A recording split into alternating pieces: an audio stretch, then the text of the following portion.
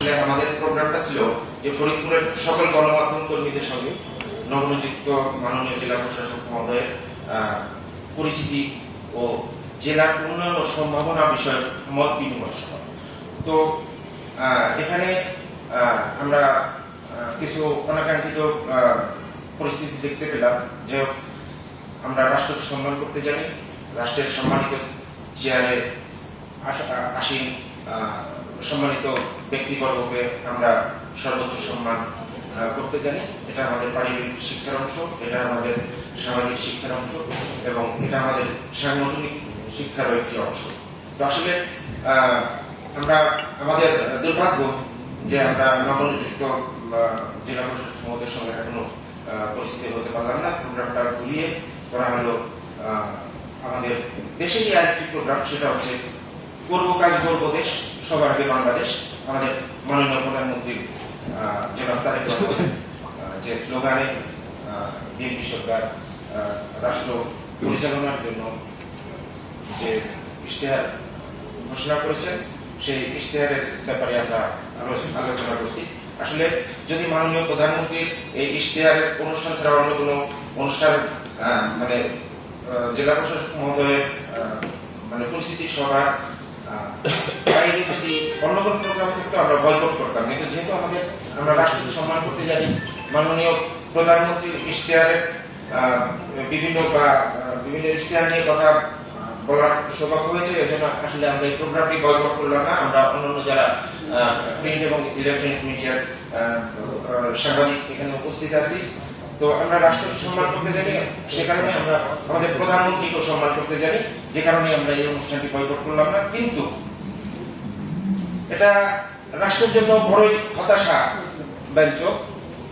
কারণ কি, এখানে আমরা দেখলাম যে আমাদের মাননীয় প্রধানমন্ত্রীর ইশতেহারের কিছু অংশে দেখা গেছে রাষ্ট্র ব্যবস্থার সংস্কার, গণতন্ত্র, জাতি গঠন। আসলে তারপরে দেখলাম সহিংসতা ও দুর্নীতি প্রতিরোধ, তারপরে দেখলাম বৈষম্যহীন আর্থ সামাজিক উন্নয়ন ও টেকসই রাষ্ট্রীয় সক্ষমতা অর্জন, তারপরে দেখলাম ধর্ম, সমাজ, ক্রিয়া, সংস্কৃতি ও সম্প্রীতি সুদৃঢ়ীকরণ, ধর্মীয় সম্প্রীতি। আরেকটি কোটেশনে দেখতে পাচ্ছি নৈতিকতার শক্তি পুনরুদ্ধার। এটা মারাত্মক জরুরি একটি মানে পয়েন্ট, নৈতিকতার শক্তি পুনরুদ্ধার। আরেকটি দেখলাম সাংস্কৃতিক আগ্রাসন রোধ। আসলে আজকে আমরা এই উপস্থিত যে সাংবাদিক বৃন্দ এখানে উপস্থিত হয়েছি, তো এখানে সেই দৃষ্টিকোণ থেকে বলবো, এখানে আমরা যারা অবহেলিত সাংবাদিক ফরিদপুরের, যারা নিগৃহীত সাংবাদিক ফরিদপুরের, তারাই কিন্তু এই রাষ্ট্রীয় বিভিন্ন গুরুত্বপূর্ণ প্রোগ্রামগুলোতে অ্যাটেন্ড করলাম। কিন্তু যেখানে ফরিদপুর প্রেস ক্লাব, আসলে কথাগুলো বলতে চাচ্ছিলাম না, কিন্তু আসলে প্রাসঙ্গিক হয়ে গেল বিধায়ী কথাগুলো বলতে হচ্ছে। যে ফরিদপুর প্রেস ক্লাবের সম্মানিত সদস্যবৃন্দ আজকে যে মানে হিংসাত্মক যে চরিত্রের মানে পরিস্ফুটন তারা ঘটাইলেন, এটা চরম দুঃখজনক একটি রাষ্ট্রের জন্য। যদি এরকম হিংসা বিদ্বেষ নিয়ে কোনো সংগঠন কোনো জেলায় চলে, তাহলে স্যার বলবো যে সহিংসতা দুর্নীতি কিভাবে আপনি প্রতিরোধ করবেন, রাষ্ট্র ব্যবস্থার সংস্কার এবং পরিপূর্ণ গণতন্ত্র প্রতিষ্ঠা করে সুন্দর একটি স্বচ্ছ সুশৃঙ্খল জাতি কিভাবে গঠন করবেন, আর নৈতিকতা শক্তি পুনরুদ্ধার। নৈতিকতাটা আসলে কি? এই নৈতিকতা হচ্ছে একটি মানুষের সব থেকে বড় একটি উপাদান সামাজিকভাবে এবং রাষ্ট্রীয়ভাবে। কারণ কোন ব্যক্তি যদি তার নৈতিকতা থেকে মানে স্খলিত হয়, তাহলে সে মানুষ হিসেবে বিবেচিত হয় না এবং রাষ্ট্র তাকে সেভাবে স্বীকৃতি দেয় না বা সামাজিকভাবে সে সম্মানিত হয় না। তো আসলে আমরা খুব আন্তরিকভাবে খুবই দুঃখিত, আমাদের অনেক কষ্ট যে আসলে কেন ফরিদপুর প্রেস ক্লাব বরাবরই ফরিদপুরের অন্যান্য সাংবাদিকরা কোনো সরকারি প্রোগ্রাম করলে বা উপস্থিত হলে তারা কেন সেই অনুষ্ঠানগুলো বয়কট করবে? তারা তো সেই সাংবাদিক বা সেই গণমাধ্যমকে বয়কট করলো না, তারা রাষ্ট্রকে বয়কট করলো, তারা রাষ্ট্রের বয়কট করলো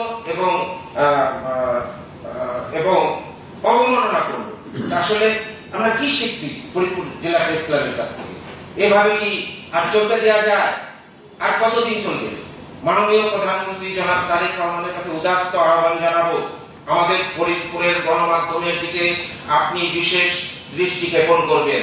মাননীয় তথ্যমন্ত্রী জনাব জহিরুল স্যারের কাছে বিনীতভাবে অনুরোধ করব, আমাদের ফরিদপুরের গণমাধ্যম এবং গণমাধ্যম কর্মীদের যে সংগঠনগুলো সেদিকের দিকে আপনি দয়া করে একটু দৃষ্টি ক্ষেপণ করবেন। নাহলে উন্নত রাষ্ট্র ব্যবস্থা কখনো সম্ভব নয়, সংস্কার পরিপূর্ণভাবে কখনো সম্ভব নয়, এবং সঠিক গণতন্ত্র চর্চা কখনো সম্ভব না।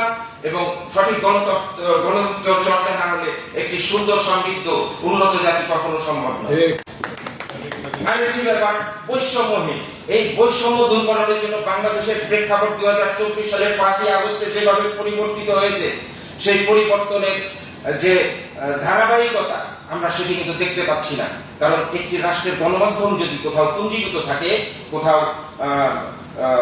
মানে কক্ষিগত থাকে, সেখানে গণতন্ত্র কখনোই সম্ভব না এবং উন্নত রাষ্ট্র তো মোটেই সম্ভব না। তো এর আগে বেশ কিছুদিন আগে একটি প্রোগ্রাম এই জেলা প্রশাসন কক্ষে, এই সম্মেলন কক্ষে অনুষ্ঠিত হলো। সেখানে প্রেস কাউন্সিলের সম্মানিত চেয়ারম্যান মহোদয় উপস্থিত ছিলেন এবং সেখানে ফরিদপুরের সব শ্রেণীর গণমাধ্যম কর্মীদেরকে আমন্ত্রণ জানানো হয়েছিল। সেদিনও ফরিদপুর জেলা প্রেস ক্লাবের কিছু স্বার্থান্বেষী সাংবাদিক, নামধারী সাংবাদিক, আমি বলবো নামধারী কারণ সংগঠন হচ্ছে গণতন্ত্র চর্চার একটি উন্নত মাধ্যম। তো সেই মাধ্যমকে তারা সবসময় কলুষিত করছে তাদের ব্যক্তি স্বার্থ চরিতার্থ করার জন্য এবং ফরিদপুরের সাংবাদিকতাকে কক্ষিগত করার জন্য। আসলে আমরা এর থেকে নিষ্কৃতি চাই, কারণ গণমাধ্যম হচ্ছে গণতন্ত্রের চতুর্থ স্তম্ভ। তাই এই গণতন্ত্রের চতুর্থ স্তম্ভকে যদি কেউ কক্ষিগত করতে চায়, অবশ্যই একটি সুন্দর সমৃদ্ধ এবং শক্তিশালী রাষ্ট্র কখনোই সম্ভব না।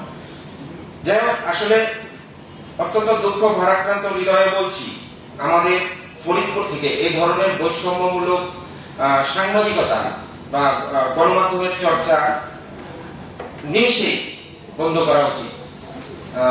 মাননীয় জেলা প্রশাসক মহোদয়কে আমরা এখানে উপস্থিত যে সাংবাদিকবৃন্দ আছি তারা সবিনয়ে নিবেদন করব যে আপনি আজকের ব্যাপারটি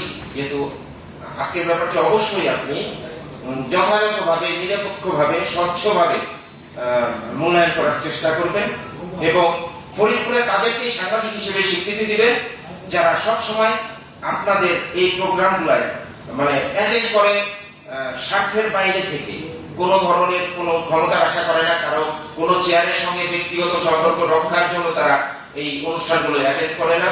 তো এই সাংবাদিকদের প্রতি আপনি বিশেষভাবে দৃষ্টি ক্ষেপণ করবেন এবং আজকে যে অনাকাঙ্ক্ষিত ঘটনা ঘটেছে এটা ফরিদপুরের সাংবাদিক মহলকে অবহেলা করা হয়নি, অবমাননা করা হয়নি। আমি মনে করব এই ফরিদপুরের নবনিযুক্ত জেলা প্রশাসক মহোদয়কে এবং এই অনুষ্ঠান আয়োজকদেরকে তারা অপমান করেছেন, অবমাননা করেছেন। আমরা ফরিদপুরে এই ধরনের অবমাননাকারীদেরকে